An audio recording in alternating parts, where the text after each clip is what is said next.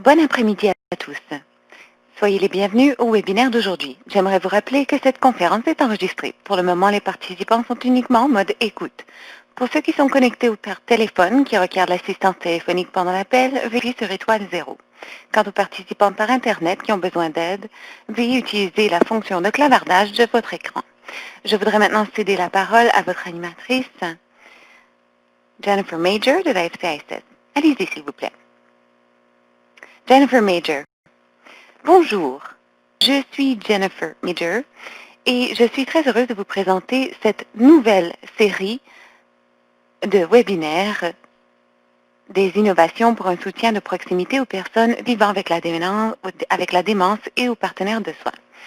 Si vous souhaitez entendre la séance d'aujourd'hui en français, que vous n'avez pas été transféré, dites-le nous dans la boîte de clavardage. Une fois que vous aurez été transféré, vous pourrez éteindre les haut-parleurs de votre téléphone et appeler le numéro indiqué à l'écran. On vous invite à saisir vos observations et vos questions dans la boîte de dialogue en tout temps, en français ou en anglais. À la fin de ce webinaire, nous avons prévu une période de questions orales, mais vous pouvez toujours vous servir de la boîte de dialogue. Alors, merci à tous d'avoir répondu aux questions sondage. Les participants d'aujourd'hui représentent 10 provinces et un territoire. Et nous avons même quelques personnes de l'extérieur du Canada. Nous avons des représentants des gouvernements, des autorités régionales de santé, des universitaires, des chercheurs et également des personnes qui ont une expérience vécue, soit comme personne atteinte de démence ou alors un partenaire de soins de quelqu'un atteint de démence. Alors, bonjour à tous. Comme je le disais, nous avons des représentants de toutes les provinces et de la majorité des territoires. Alors, merci beaucoup d'avoir accepté cette invitation et de prendre le temps d'être des nôtres. Avant d'aller plus loin, j'aimerais reconnaître l'endroit où je me trouve, c'est-à-dire Ottawa. J'aimerais remercier les peuples autochtones de nous avoir invités sur leur territoire ancestral. Alors, malheureusement, mes diapositives ne défilent pas. Voilà. L'AFCSS a un siège social à Ottawa, dont le territoire est partagé avec la population algonquine. Je reconnais et je respecte les cultures des populations de ma province d'origine, Terre-Neuve-et-Labrador, mais aussi ceux d'Ottawa. Je vous encourage tous à nous dire d'où vous êtes et aussi à remercier les populations autochtones qui vous y accueillent.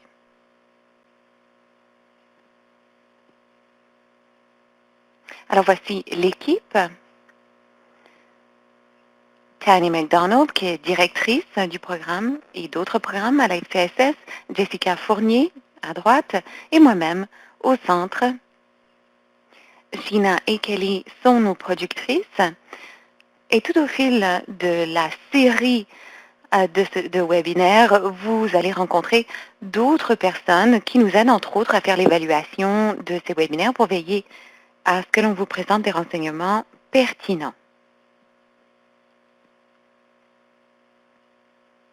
Je vais donc présenter nos conférencières invitées.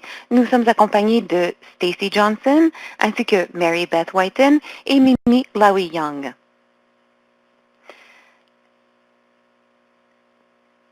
Je vais à présent céder la parole à Stacy Johnson afin qu'elle puisse se présenter. Bonjour à tous. Ici Stacy Johnson. Alors, je suis gestionnaire par intérim des normes de qualité à Santé Ontario, anciennement QSSO. Et dans le passé, j'étais responsable d'un programme pendant 4 ans.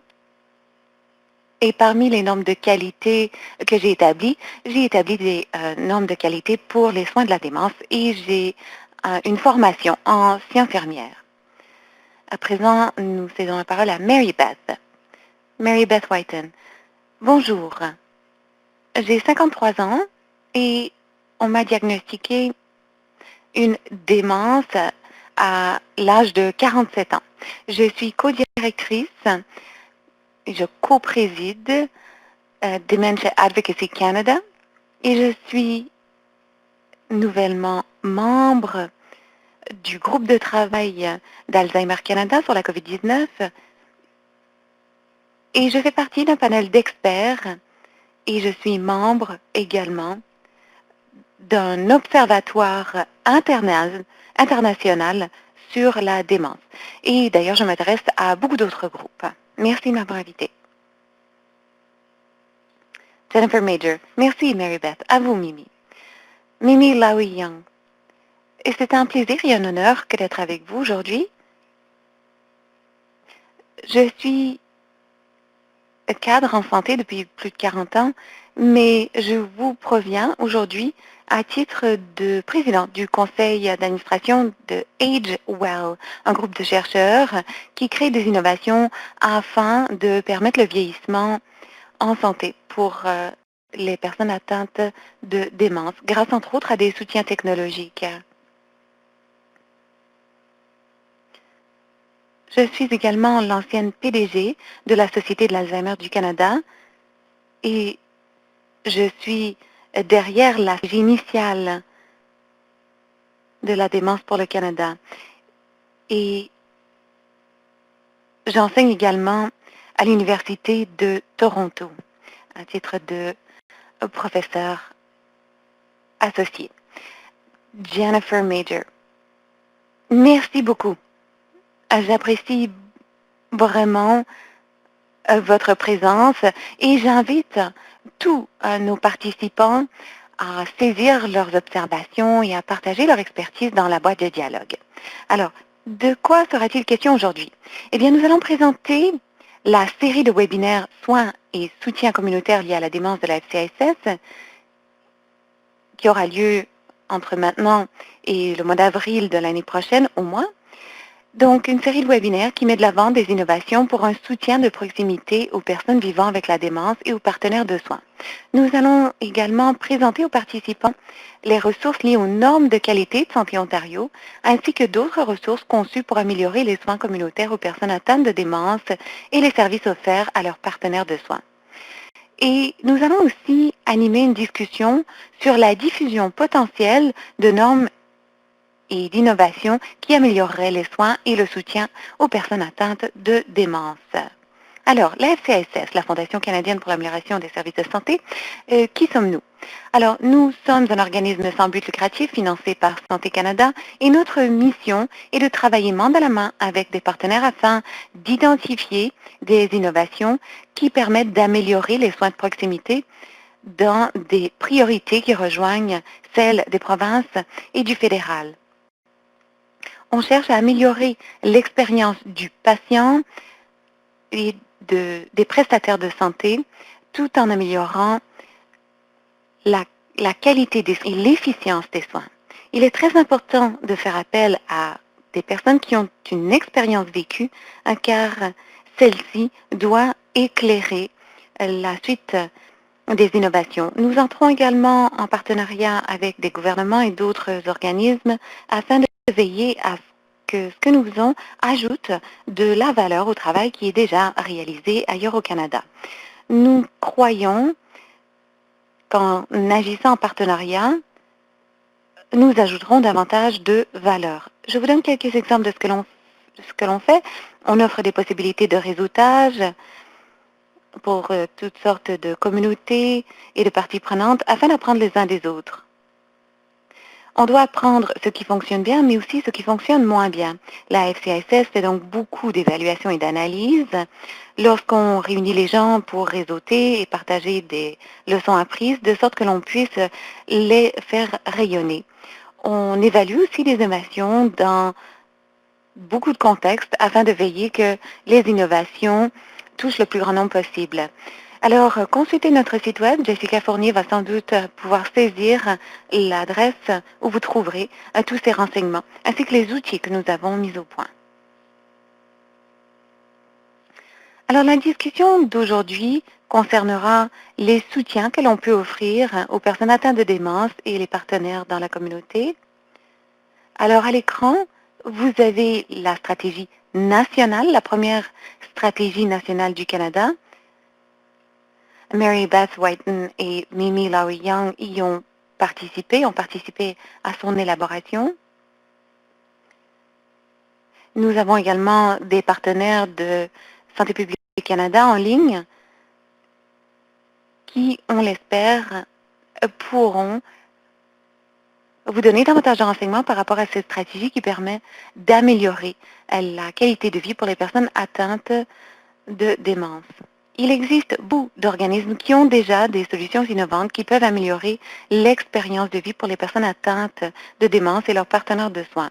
On a commencé des conversations avec les organismes affichés à l'écran. J'ai parlé de Dementia Advocacy Canada, mais d'autres également, dont AgeWell. Nous avons créé un groupe de directeurs pour examiner le contenu et nous permettre d'analyser les principales questions et observations que nous recensons afin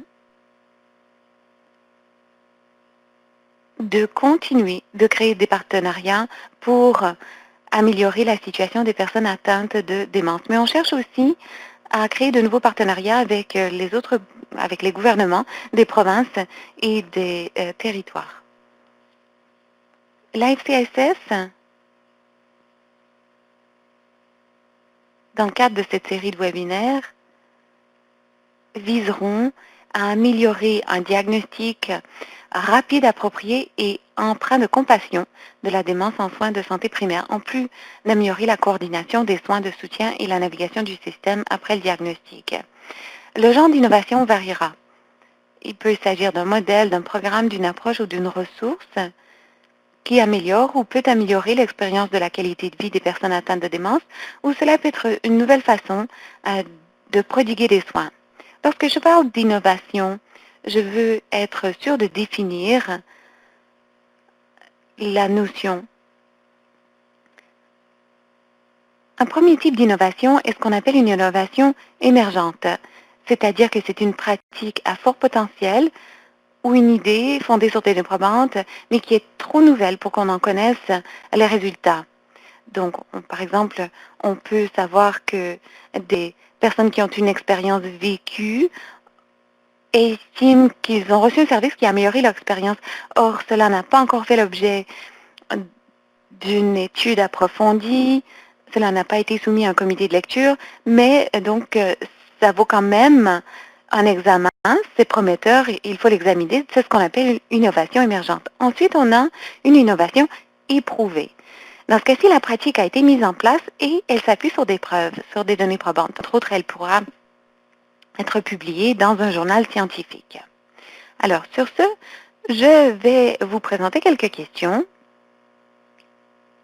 Vous allez voir maintenant votre écran se scinder en 4. Nous allons vous montrer les résultats de son sondage un peu plus tard au cours de ce webinaire. Pour le moment, on ne fait que vous poser les questions. Alors, connaissez-vous une innovation émergente ou éprouvée qui pourrait être adoptée partout au Canada et qui améliore le diagnostic rapide et empreint de compassion de la démence en soins de santé primaire? Oui ou non, ou alors vous pouvez choisir de ne pas voter. Ensuite, connaissez-vous une innovation émergente ou éprouvée qui pourrait être adoptée partout au Canada et qui améliore la coordination des soins et les soins ainsi que la navigation dans le système après le diagnostic? Ensuite, si vous avez répondu oui, cette innovation améliorerait-elle les soins et le soutien aux personnes atteintes de démence et à leurs partenaires de soins dans le contexte de la pandémie de COVID-19? Et comment peut-on démanteler les obstacles à la diffusion de ces innovations? Si vous avez répondu oui à l'une ou l'autre des questions, quelle est l'innovation? Pendant la période de discussion, un peu plus tard, nous discuterons de certains commentaires. Et nous prévoyons ici revenir dans le prochain webinaire. Je vais demander à Mary Beth de nous dire pourquoi la diffusion des innovations en matière de diagnostic rapide et de soutien post-diagnostic est si important. On peut penser aussi à la COVID-19 et son impact sur ces enjeux. Mary Beth Whiten, c'est une question très importante. Vous savez, la diffusion de l'innovation dans le domaine du diagnostic rapide et les soutiens dans la communauté post-diagnostic sont essentiels pour aider les gens à vivre bien avec la démence. Si on nous présente ce genre de possibilités, d'innovation, la personne atteinte de démence peut, par exemple, recevoir un diagnostic sans véritablement comprendre son plein potentiel pendant le reste de sa vie. Ainsi, en ce qui concerne la pandémie de la COVID-19, peut-on encourager cette amélioration? La réponse est absolument oui. Enfin, j'essaie d'être brève, mais d'abord, nous n'avons pas le choix.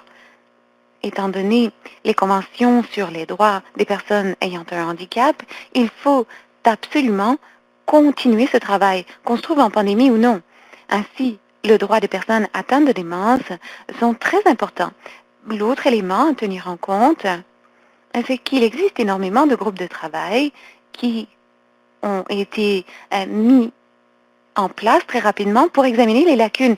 Ils sont très dynamiques et proposent des solutions très innovantes. Alors, peut-on le faire maintenant? Absolument. De retour à vous. Jennifer Major. Merci, Mary Beth. Oui, je suis d'accord avec vous. L'optimisation de la qualité de vie pour les personnes atteintes de démence, ce n'est pas facultatif. Il faut le faire. Alors, merci de nous l'avoir rappelé. Mimi, quelles sont vos réflexions?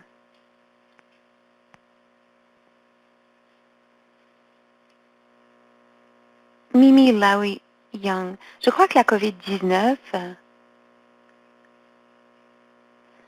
a arraché le sparadrap du système de santé et a mis au grand jour, mis en lumière les lacunes que les chercheurs et les décideurs doivent examiner de plus près. Je crois que ça peut être des questions d'attitude où on a énormément d'indignation contre les personnes âgées.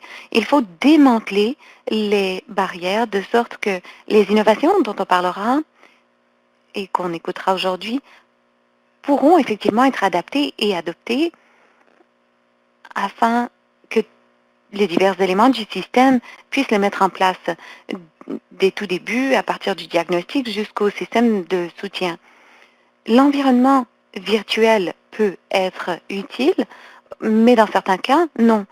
Donc, il faudra des innovations afin de combler ces lacunes, c'est-à-dire là où le virtuel n'est pas possible. Mais je suis d'accord avec Mary Beth Whiten. Il se fait énormément de choses très intéressantes pour le moment. Et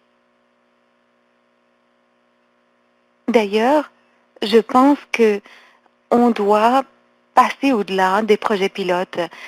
Vous savez, certaines innovations peuvent être adoptées et adaptées rapidement, de sorte que l'on puisse véritablement faire une différence tout de suite, sans attendre que tout le monde soit satisfait. Mettre en œuvre ces innovations sans trop attendre. Et reconnaître qu'on peut diffuser ces innovations et véritablement faire une différence.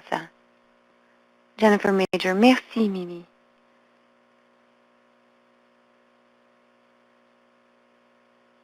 Alors, nous allons afficher les résultats de ce sondage un peu plus tard pour qu'on puisse réfléchir à ce qu'on a entendu. Et je vous invite dans la boîte de dialogue à réagir à ce que Mary Beth Whiten et Mimi Lowy Young vous ont dit au sujet de la COVID-19. Qu'est-ce qui marchera dans un environnement virtuel? Qu'est-ce qui ne marchera pas? Comment veiller à ce qu'on ne soit pas dans un perpétuel circuit de projets pilotes qui démarrent et s'éteignent constamment?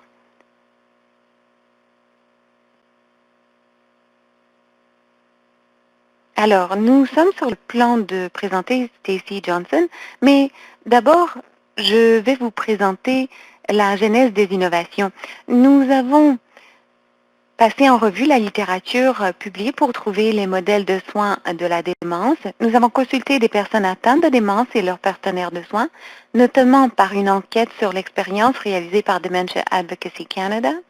Nous avons eu des discussions avec de nombreux chercheurs, organismes et dirigeants œuvrant dans le domaine de la démence et ceux des territoires et des provinces. Et nous avons aussi collaboré avec les créateurs pour rédiger des résumés d'innovation afin de les faire connaître et de guider leur adoption partout au Canada. Alors, restez à l'affût pour ces résumés. Alors, pour aujourd'hui, quelques pistes de réflexion.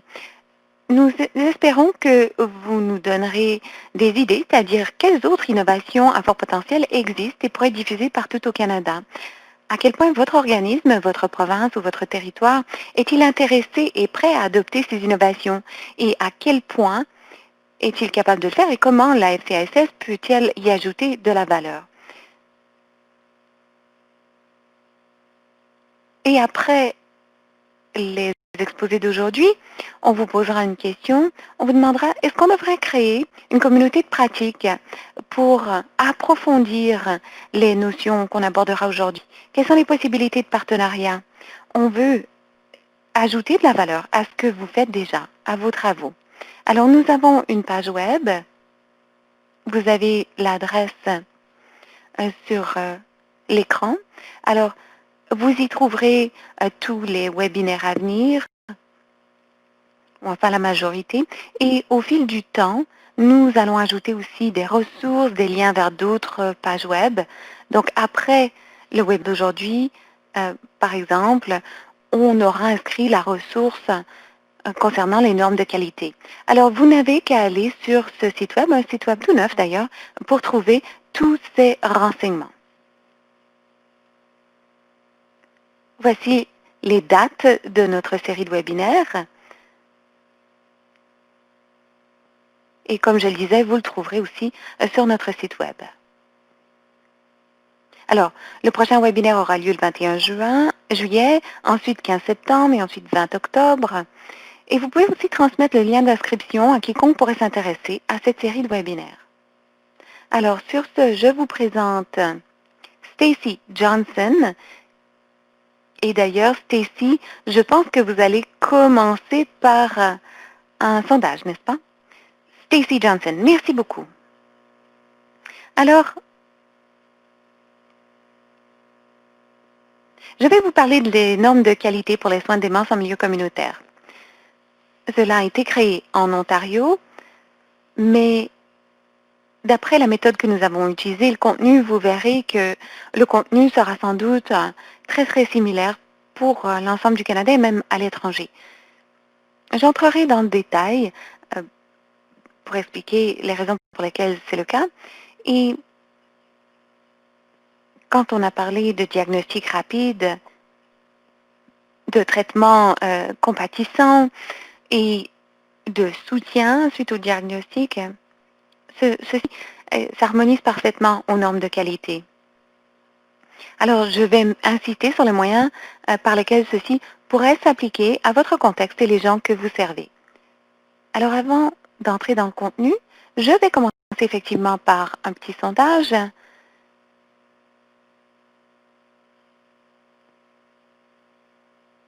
Alors, j'aimerais vous demander, avez-vous déjà utilisé ou connaissez-vous les normes de qualité de santé Ontario, anciennement QSSO ou Qualité des services de santé Ontario?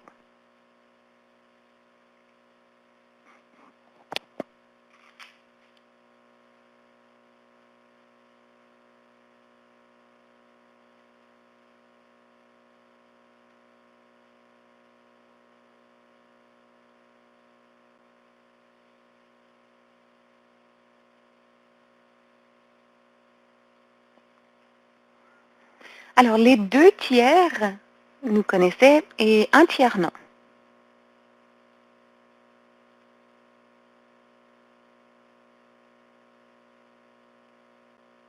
Alors, nous allons afficher les résultats.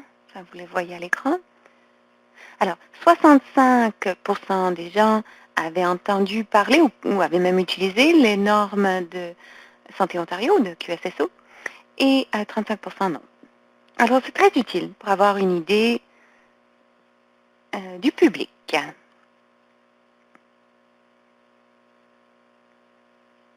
Alors, Pour commencer,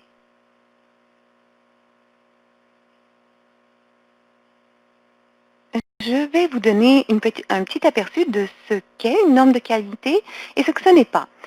C'est pour vous mettre en contexte lorsque j'entrerai dans le corps de la matière.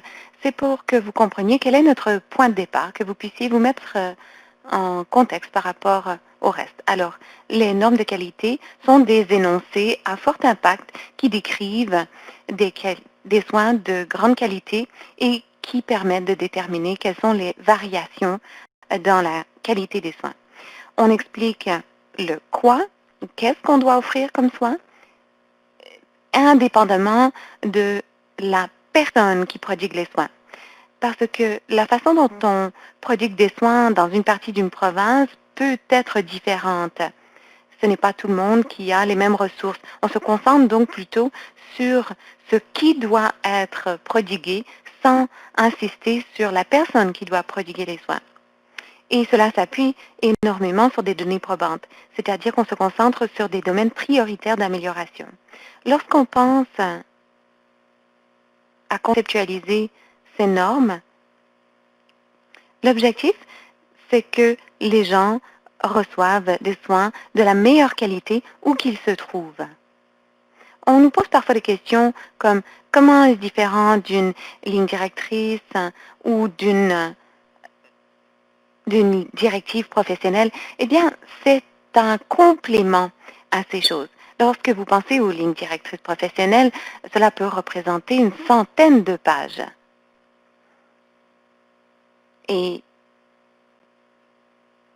vous pouvez vous demander, bon, par où dois-je commencer? Et les normes professionnelles, bon, moi je suis infirmière de formation, ce sont souvent des normes minimales. Et c'est particulier à une profession. Alors, lorsque vous avez une maladie,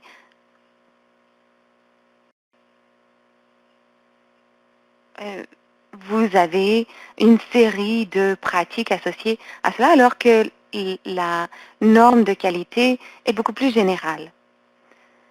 Cela traite de toutes sortes de conditions, de maladies, par exemple de soins palliatifs, de maladies mentales, enfin, cela touche tout. Et on se concentre sur des domaines prioritaires d'amélioration.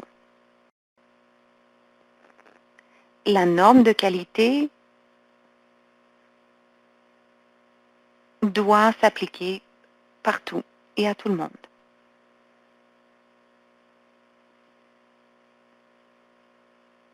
Bon, j'ai déjà parlé de cela. Alors, on se concentre sur les domaines où il y a énormément de variations, où il existe des écarts entre les soins reçus et ceux que l'on devrait recevoir. Et je le disais, cela s'appuie sur les meilleures données disponibles.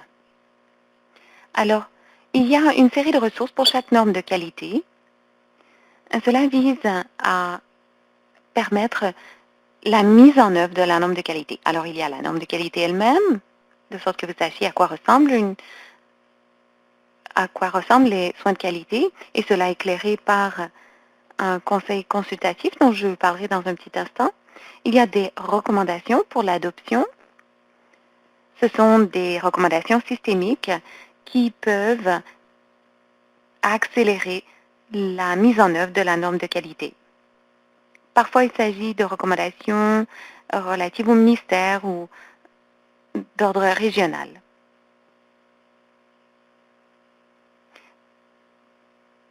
On veut toujours en fait prodiguer des soins de grande qualité, mais parfois on est confronté à des obstacles systémiques. Vous avez le guide de référence du patient. Il s'agit d'un résumé en langage clair de ce qui se trouve dans la norme de qualité. Et cela permet aux gens d'avoir une conversation avec leur prestataire de soins par rapport à leurs soins ou alors par rapport aux soins de leurs proches.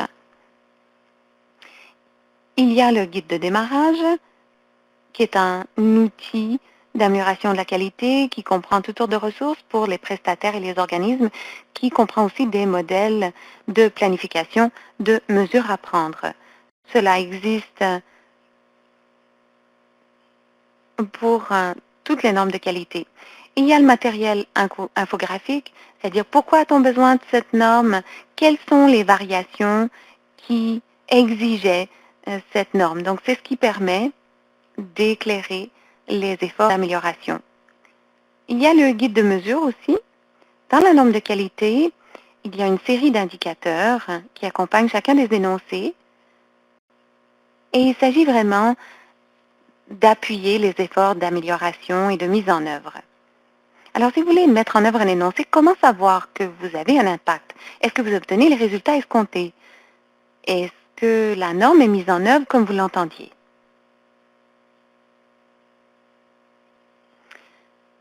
Voici à présent un énoncé. Alors, pour chaque énoncé de qualité, vous avez les éléments accompagnateurs suivants.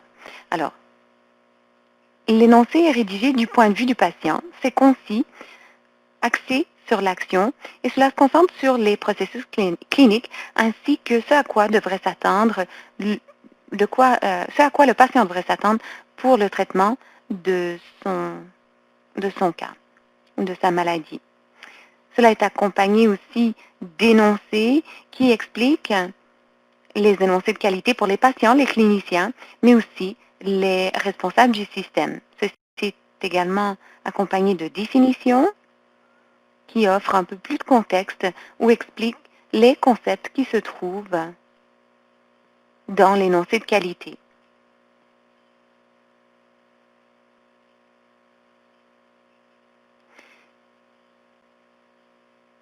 C'est parce que ce que j'estimerais nécessaire dans une évaluation complète pourrait être différent de ce qu'estimerait nécessaire une autre personne. Pour chaque énoncé, il existe des indicateurs de qualité donc qui accompagnent l'énoncé, qui permettent aux gens de mettre en œuvre la norme de qualité et de mesurer sa mise en œuvre. Alors, le guide de référence du patient, c'est un peu plus détaillé. Le guide a pour but de montrer quels devraient être les soins de qualité pour diverses maladies et cela se fonde sur les meilleures données disponibles. Il s'agit d'un guide en langage clair qui permet d'ouvrir des conversations avec le prestataire. Et ces guides ont évolué au fil du programme.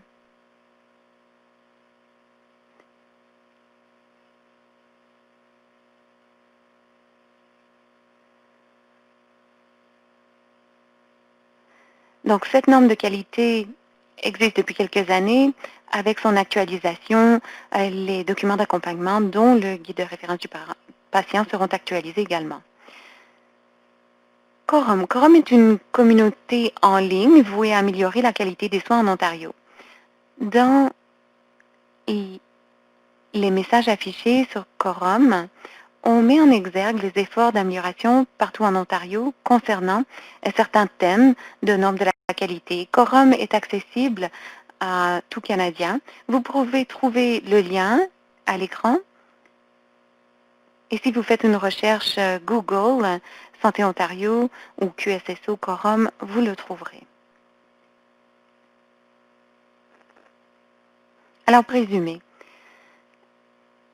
les normes de qualité visent l'amélioration. Ce sont des énoncés axés sur l'action et appuyés sur des données probantes et ils visent à réduire les variations et combler les écarts de soins. Cela comprend une série de produits qui permettent de mettre en œuvre ces normes de qualité.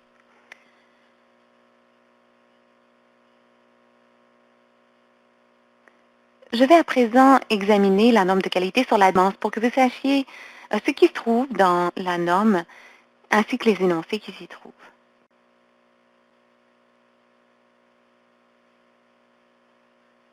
Alors, au cœur du processus d'élaboration des normes de qualité se trouvent les données probantes. Ici, on vous montre quelles sont les sources de données probantes derrière ces normes de qualité. Au cœur, vous avez les guides de pratique clinique Et autour de cela, vous avez tous les éléments d'appui qui peuvent être d'origine internationale ou d'origine canadienne et qui sont éclairés par le conseil consultatif composé de 25 personnes, des chercheurs, des administrateurs, des personnes qui ont une expérience vécue et qui bénévolement nous expliquent quels sont les écarts à combler et quel est le contexte pour les gens de l'Ontario. En plus des 25 personnes, nous faisons des entrevues, des sondages et des consultations avec des parties prenantes clés pour orienter l'adoption de la norme de qualité. Et notre norme de qualité, toutes les ébauches, enfin, sont affichées en ligne pendant une période de 3 semaines afin d'obtenir la rétroaction publique, afin d'avoir une rétroaction sur la norme ainsi que le guide du patient pour demander au grand public, est-ce que ces éléments trouvent écho chez vous? Est-ce que le langage convient? Et ensuite, on examine en comité chacun des commentaires que nous avons reçus.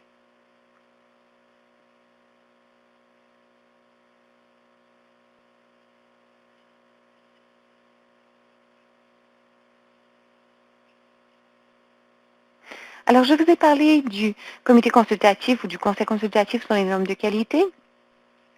Alors, nous en avons un pour chacune des normes, pour qu'on ait des membres qui ont une expérience. Alors, nous avons des personnes qui ont une expérience vécue, nous avons divers cliniciens et prestataires de services qui permettent d'éclairer la norme de qualité. Dans ce cas-ci, c'était présidé par la Dr. Linda Lee et Jane McKinnon Wilson.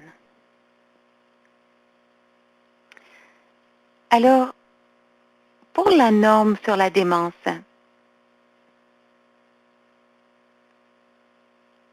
ceci s'appuie sur les pratiques, les guides de pratique, de sorte que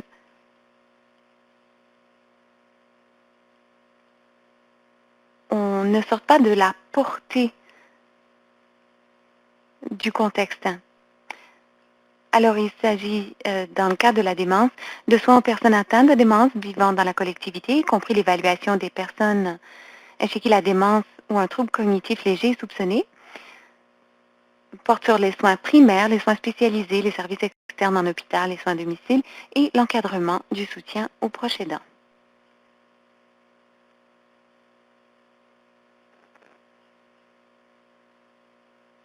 Alors ici, pour les prochaines diapositives, vous avez les 10 énoncés de qualité qui constituent la norme de qualité pour les soins de démence en communauté.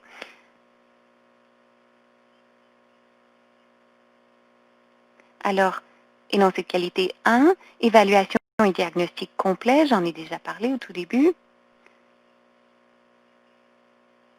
Donc, l'importance d'avoir un diagnostic en temps voulu, une évaluation complète. Ensuite, équipe de soins interprofessionnels, plan de soins personnalisé, point de contact désigné. Ce qui est en rouge, je vais l'approfondir afin que vous compreniez un peu mieux le contenu. Et tandis que je passerai en revue les énoncés de qualité, je vous demanderai de songer aux écarts, aux variations existant dans votre instance. Ceci concerne l'Ontario, mais je présume que c'est similaire dans vos instances. Mais dites-moi si ce n'est pas le cas. Est-ce que vous constatez des écarts de qualité similaires?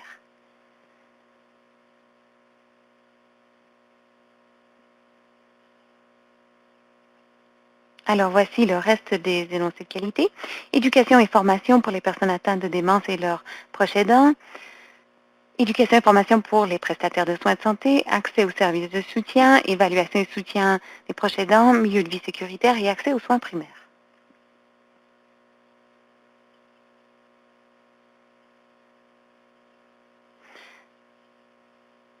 Alors, tandis que je vais présenter les énoncés que j'ai encadrés en rouge, je vous demande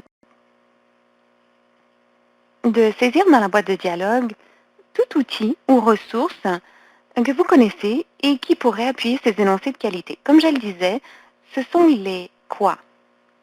Mais le comment, c'est-à-dire comment les soins sont-ils prodigués, les innovations pour mettre ces choses en place, ce sont également des éléments très importants à approfondir.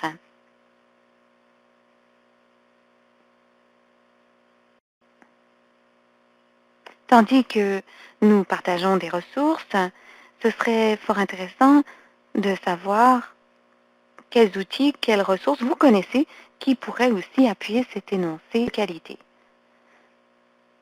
Alors, j'en parle un peu plus tôt. L'énoncé de qualité 1 concerne l'évaluation et le diagnostic complet. Alors, les personnes sont soupçonnées d'être atteintes d'une démence cognitive légère ou de démence, reçoivent une évaluation complète dès que les signes sont décelés. Si elles reçoivent un diagnostic, elles doivent être évaluées régulièrement. Pourquoi régulièrement? Eh bien, parce que les choses peuvent varier. Par exemple, ici vous avez des outils concernant une évaluation exhaustive, un diagnostic complet. Vous avez MMSE, CIT et l'échelle CSDD. Mais peut-être avez-vous d'autres exemples de choses qui, à votre avis, pourraient être utiles.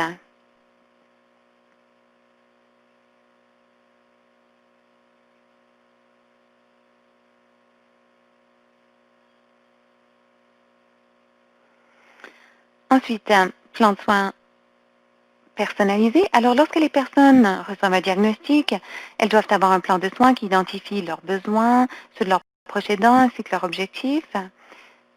Et c'est insuffisant que ce ne soit qu'un seul moment, ça doit être mis à jour. Les besoins, les objectifs de la personne peuvent changer et donc le plan doit être évolutif.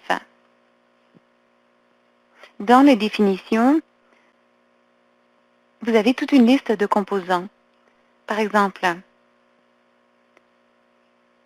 les besoins, les préférences et les objectifs de soins, le plan de nutrition, et donc c'est beaucoup plus détaillé. Et tous les 6 à 12 mois, évidemment, ceci doit être actualisé, ou encore plus fréquemment selon les besoins cliniques. Accès aux services de soutien, on sait que c'est essentiel. Les personnes atteintes de démence doivent avoir accès à des soins qui soient personnalisés et adaptés à leurs objectifs et à leurs besoins quotidiens, c'est-à-dire qu'ils doivent évoluer au fil de leurs besoins.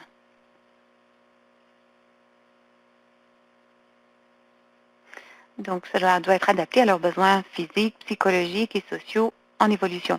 Donc, pas seulement physique, on doit voir la personne de manière intégrale. Et ensuite, le soutien pour les proches aidants. Les proches aidants doivent être évalués de façon continue afin qu'on puisse évaluer leurs besoins et y répondre. De nouveau, ce sont leurs besoins émotionnels, psychologiques et sociaux. On peut se servir entre autres de l'échelle de stress de la personne aidante de Kingston.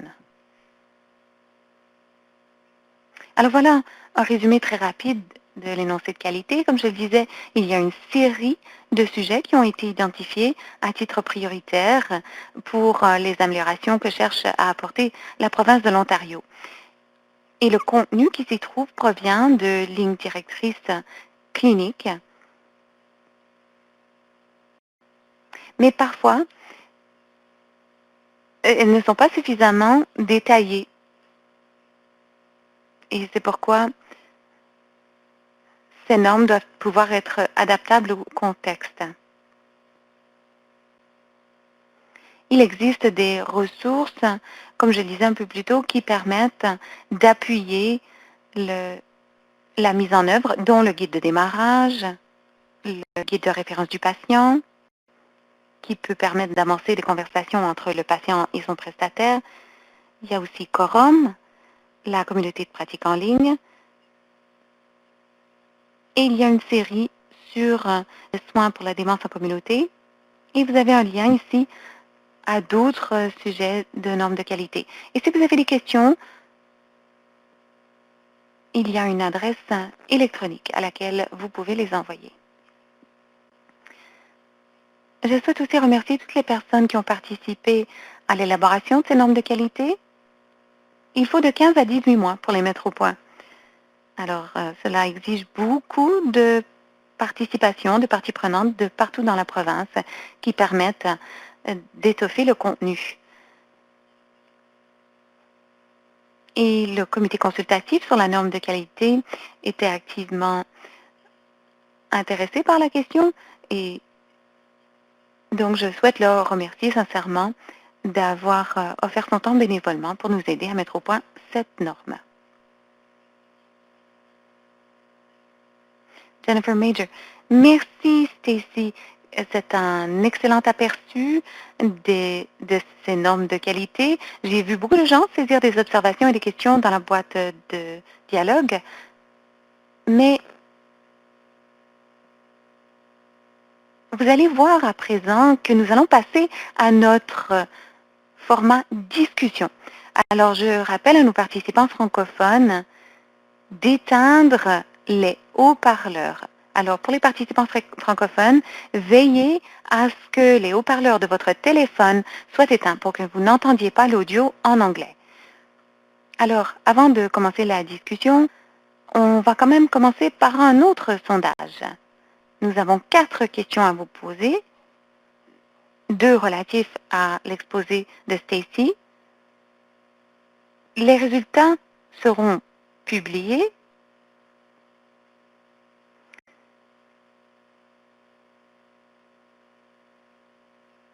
mais essentiellement, ce qu'on voudra faire, c'est passer aux résultats de notre sondage précédent avant de passer à 2 questions suivantes.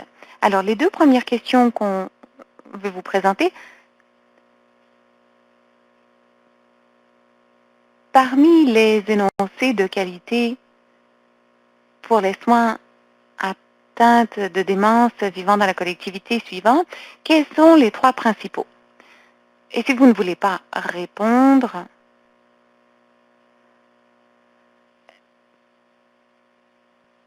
ça peut très bien aller, mais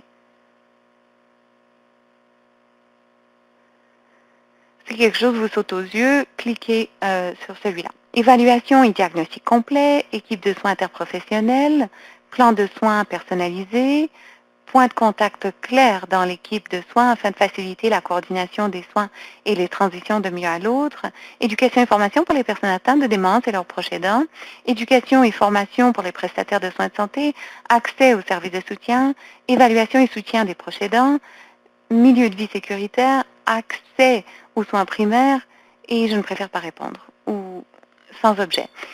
Et la deuxième question.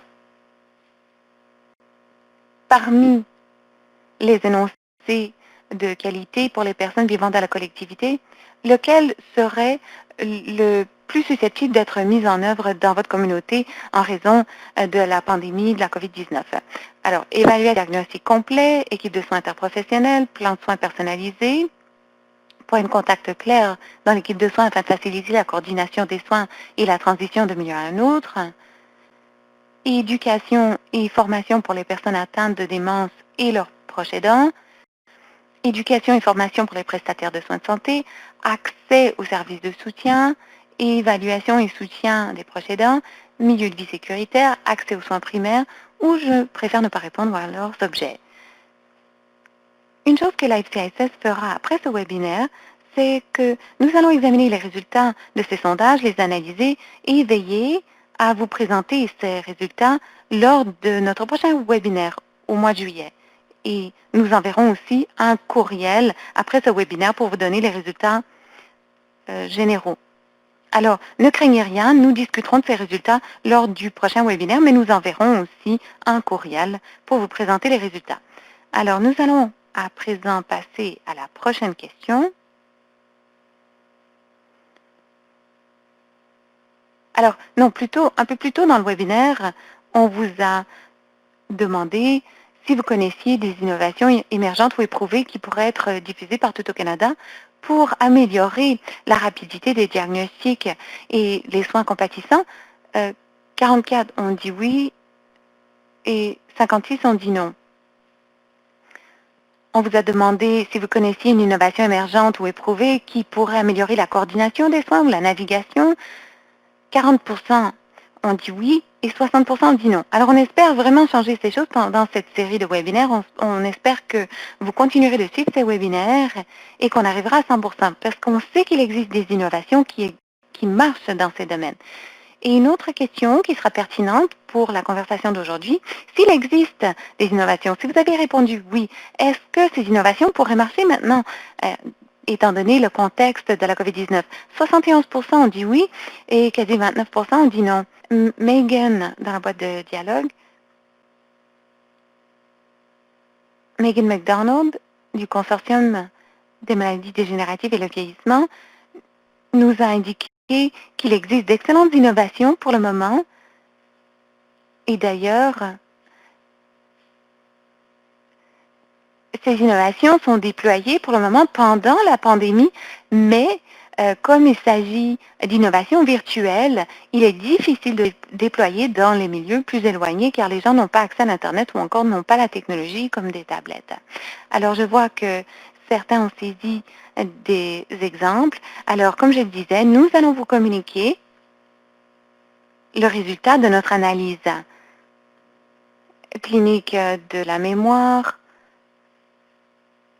plan d'Alzheimer, consulte, intervention à distance, l'équipe 15 CCNA, c'est ce que je vous expliquais. Megan O'Connell a présenté certaines innovations que nous allons d'ailleurs mettre en vedette pendant cette série. Alors, je vais clore ici et le dernier sondage est celui-ci. Dans quelle mesure votre organisme ou votre province ou territoire est-il prêt à adopter ou diffuser des innovations visant à améliorer le diagnostic rapide et les soins compatissants pour la démence dans le milieu des soins primaires? Alors, au fil de cette série, nous allons vous poser les mêmes questions, mais elles seront rattachées à une innovation particulière. Lors du prochain webinaire, par exemple, nous allons parler d'une innovation qui a très bien fonctionné pour améliorer les diagnostics rapides et un soutien après le diagnostic en Alberta. Alors, pendant ce webinaire, vous serez peut-être plus à même de répondre. Mais merci quand même d'essayer cette fois-ci, même si la question est un peu plus floue en l'absence de cet exemple concret. Deuxième question, à quel point votre organisme ou votre province ou territoire est-il prêt à adopter et à diffuser des innovations pour améliorer la coordination des soins et la navigation dans le système? Alors, quasi 50% disent que vous êtes prêt ou très prêt. Un peu moins pour les innovations concernant la coordination et la navigation. On sait que ces deux choses doivent aller main dans la main. Donc, le diagnostic rapide doit être accompagné d'un soutien post-diagnostic également. Alors, comment peut-on le faire ensemble? Alors, merci de vos réponses. Nous passons à présent au segment discussion. Certaines questions ont été adressées à Stacy. Stacy, je vais vous poser une des questions que nous avons reçues.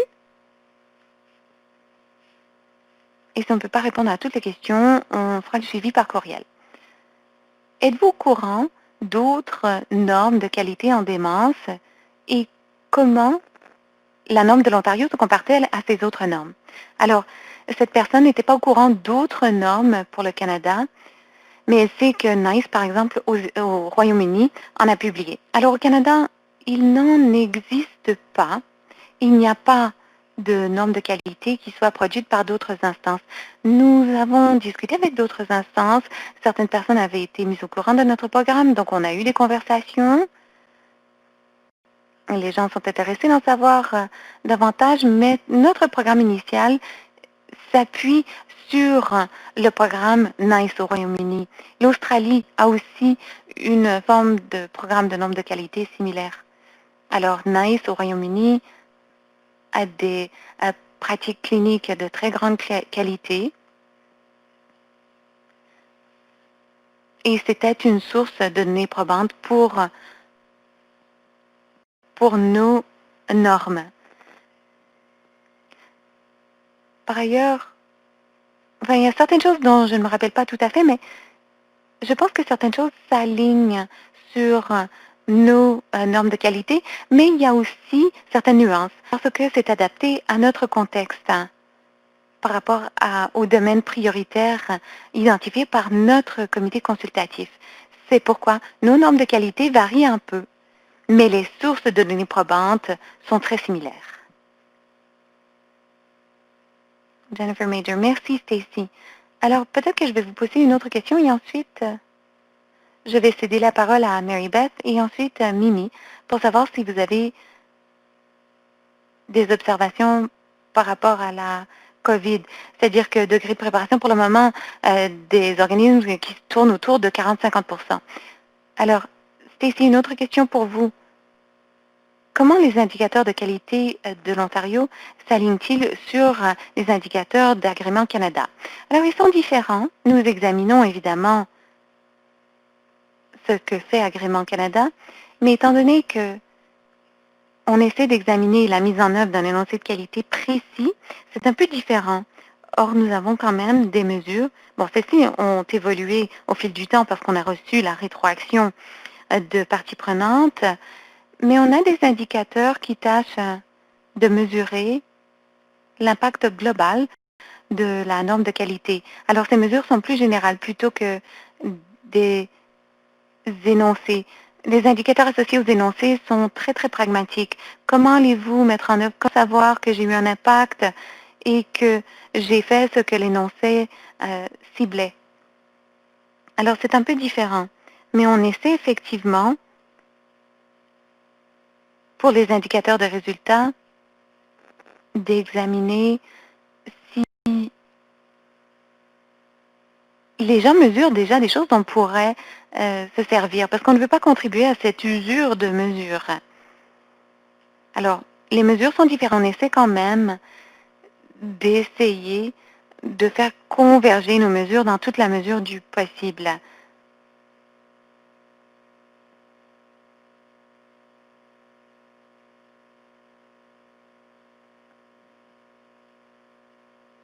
Jennifer Major. Nous avons une dernière question. Je ne sais pas si vous l'avez vue.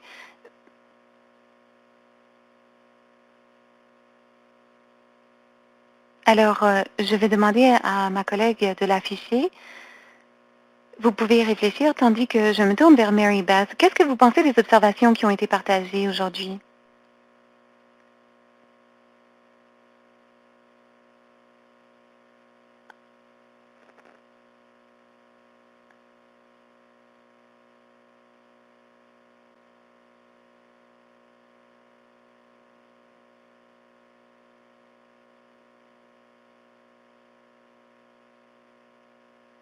Alors, on n'entend pas Mary Beth. Mimi, est-ce que vous voulez réagir? Mimi Larry Young. Ben, je trouve que c'est prometteur. Je pense qu'il faut passer du quoi au comment. Et c'est d'ailleurs ce qu'essaie de faire la FCISS.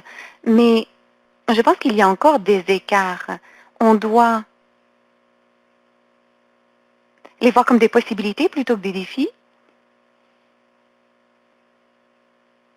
Et lorsqu'on regarde la qualité des gens qui participent à cet appel, je pense qu'on voit bien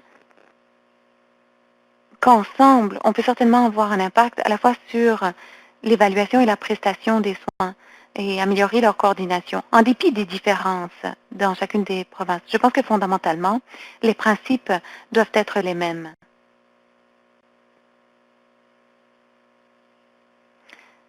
Jennifer Major, merci Mimi.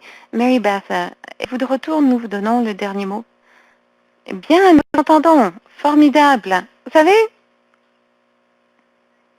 c'est un excellent exemple de la technologie et de l'innovation, n'est-ce pas? C'est très cool. Nous voici, nous nous voyons. Et pourtant, moi, je suis atteinte de démence.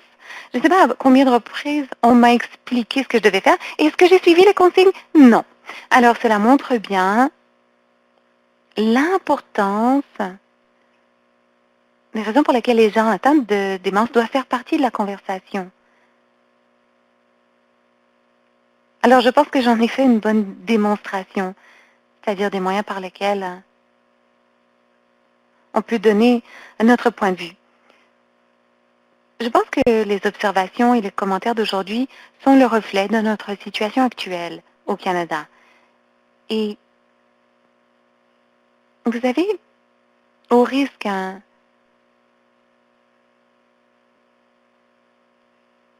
de vous donner l'impression d'être ce que je ne suis pas, j'aimerais vous présenter ce petit rappel. La démence est la seule maladie dans les 10 causes principales de décès sans traitement curatif ou qui permettent de ralentir sa progression. Et si on prend un petit instant pour y réfléchir, qu'est-ce qui pourrait éperonner une nation davantage? Nous avons fait l'état des lieux. Nous savons quelle est la cible. Il faut une innovation pour franchir les étapes qui nous permettront d'améliorer la situation. Concernant l'innovation, il faut être plus rapide. On le sait. Il y a un écart de 17 ans, je crois, peut-être que vous le savez mieux que moi, entre les débuts de l'innovation et la toute fin de sa mise en œuvre. 17 ans! La majorité des gens atteints de démence, depuis leur diagnostic jusqu'au décès, ne vivront pas 17 ans. Alors, si on commence par une innovation, bon, moi, j'ai un diagnostic, je ne verrai sans doute pas le bénéfice de cette innovation. Alors, je crois qu'il existe des faits qui doivent nous rappeler à l'ordre, nous rappeler que c'est important et que nous n'avons pas de temps à perdre. Il faut que les gens, que des gens disent, voici quelque chose qui marche, examinons rapidement et peut-être qu'il faut être un peu plus créatif et se demander s'il faut passer par les 17 ans de processus. Bon, moi, je ne suis pas scientifique, mais il n'y a-t-il pas un raccourci qu'on puisse dire c'est une pratique prometteuse. Essayons plutôt que de constamment attendre. Stacy a d'excellentes normes qui nous permettent de nous appuyer sur des énoncés qui nous permettent de tendre dans la bonne direction. Et une dernière chose, si vous me permettez, c'est vraiment très important qu'on le fasse rapidement. La COVID nous a montré qu'on pouvait agir rapidement. On l'a prouvé. Et donc, le moment est venu. Cela nous a ouvert de nouvelles possibilités. Comme Émile disait un peu plus tôt, on peut agir et on peut agir maintenant. Alors faisons-le. Jennifer Major, absolument, faisons-le. Vous savez, à la FCSS, on diffuse les innovations émergentes. C'est pourquoi on veut continuer cette conversation avec vous tous. Alors malheureusement, notre temps est écoulé. Alors la prochaine fois, on va essayer de présenter nos exposés un peu moins longuement.